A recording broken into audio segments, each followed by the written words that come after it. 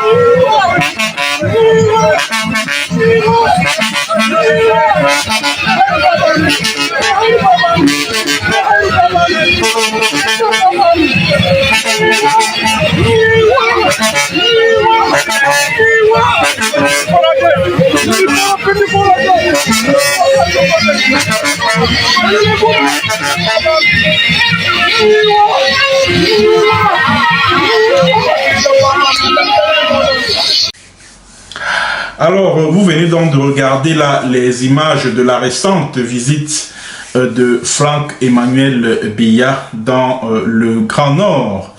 Alors, ce que j'aimerais partager avec vous comme information est que cette visite n'a pas du tout plu aux populations qui vivent dans cette partie septentrionale du Cameroun, qui a été complètement abandonnée dans la misère la plus absolue, dans la pauvreté la plus abjecte, dans le sous-développement, dans la sous-scolarisation. Alors que les populations de cette zone n'ont donc pas apprécié cette provocation du club Essingan, c'est-à-dire que ce groupuscule de pouvoiristes, pour la plupart originaires des régions du centre et du sud et de l'est, qui ont envoyé Franck Biya dans le Grand Nord pour aller tâter le terrain, comme on dit, pour aller tester sa popularité dans le Grand Nord. Parce que, comme vous le savez, et je l'ai dit dans une de mes chroniques sur cette même affaire, au Cameroun, qui contrôle le Grand Nord contrôle le pouvoir. Qui remporte les élections dans le Grand Nord remporte le scrutin dans l'ensemble du pays. Alors, la visite de Franck Biya était donc une occasion pour lui de recueillir le soutien des populations de cette partie du pays en perspective de la succession de son père, Paul Barthélémy Biya Bimvondo. Alors, après avoir parcouru le journal L'Œil du Sahel, je découvre que les populations du Grand Nord ont carrément vomi Franck Biya. Oui, il faut le dire. Les populations de la Damawa, du Nord et de l'extrême Nord ont vomi complètement Franck-Emmanuel Biya. Voilà la vérité qu'on vous cache, mesdames et messieurs. Voilà la vérité qu'on vous cache. Alors, la toute première personne, et c'est ce qui va d'ailleurs vous surprendre, à avoir renié publiquement Franck Biya, c'est le Lamido de Ray Bouba qu'il est allé rencontrer. Alors, le Lamido de Ray Bouba, parce qu'il était sous la pression de ces sujets, de ces populations, qui demandaient des comptes par rapport au fait qu'il ait reçu Franck Biya dans son Lamida, il a été obligé de rassurer cette population-là en lui disant que cette visite de Franck Biya était une visite de réconfort par rapport au décès de sa mère et que celle-ci n'avait aucune arrière-pensée politique, celle-ci ne cachait aucun agenda politique.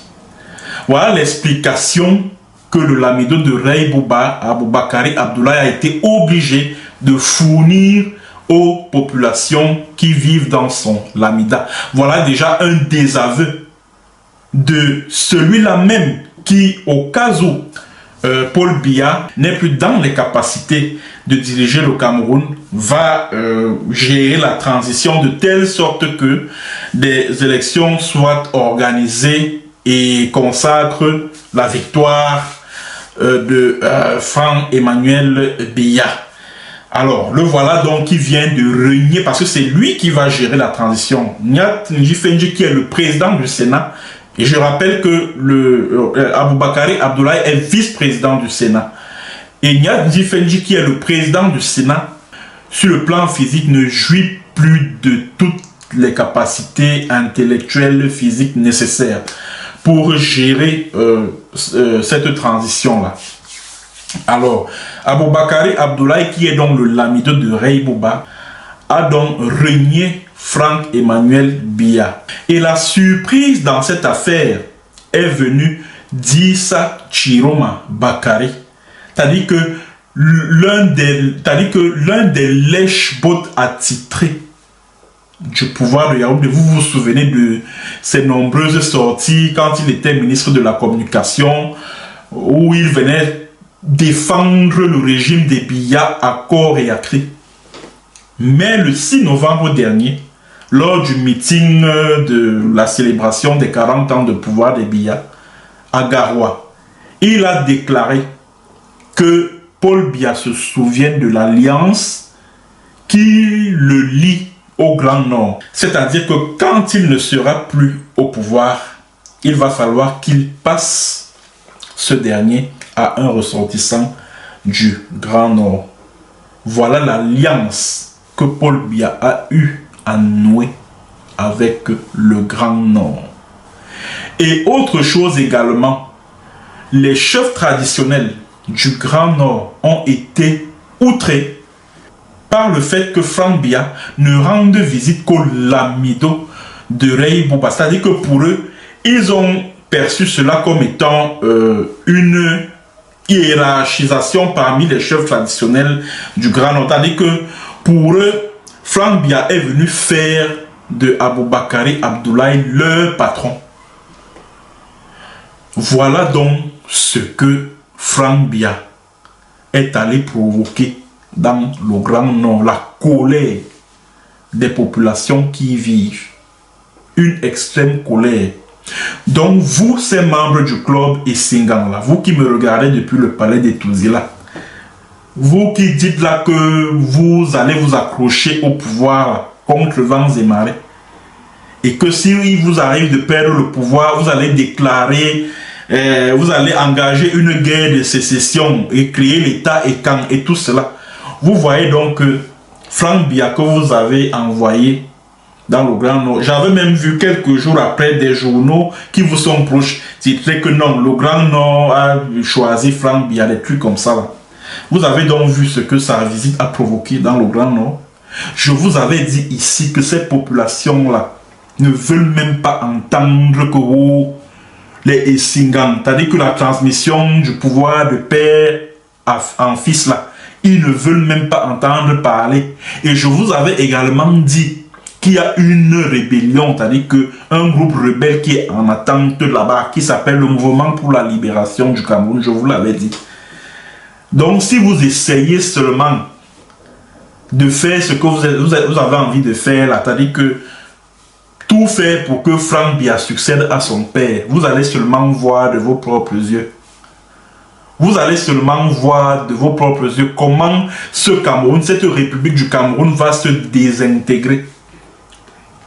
C'est vous qui parlez de sécession, de ceci, de cela. Ne soyez pas surpris que le Grand Nord, là, à défaut de prendre le pouvoir par la force, déclare la naissance de l'État, de je ne sais trop quoi, ou de la Dama, ou un truc de ce genre. Ne soyez pas surpris. Ne soyez pas surpris. Donc, comme vous dites là que vous voulez vous accrocher au pouvoir, vous voulez vous maintenir au pouvoir contre vents et marées, allez-y, continuez dans cette lancée. Continuez. Mais, soyez donc prêts à affronter une rébellion qui va naître dans le Grand Nord. Je n'ai eu de cesse de vous le dire. Hein? Je n'ai eu de cesse de vous le dire. Merci mesdames et messieurs d'avoir reçu cette vidéo chez vous, chez nous. Alors pour ceux qui ne sont pas encore abonnés, il suffit simplement de suivre le schéma qui s'affiche au bas de votre petit écran. Merci également de me gratifier de quelques dollars ou euros en cliquant sur le symbole du dollar qui se trouve au bas de ce petit écran. Merci et à très bientôt pour une autre séance et sur un autre thème. Bonjour, bonsoir.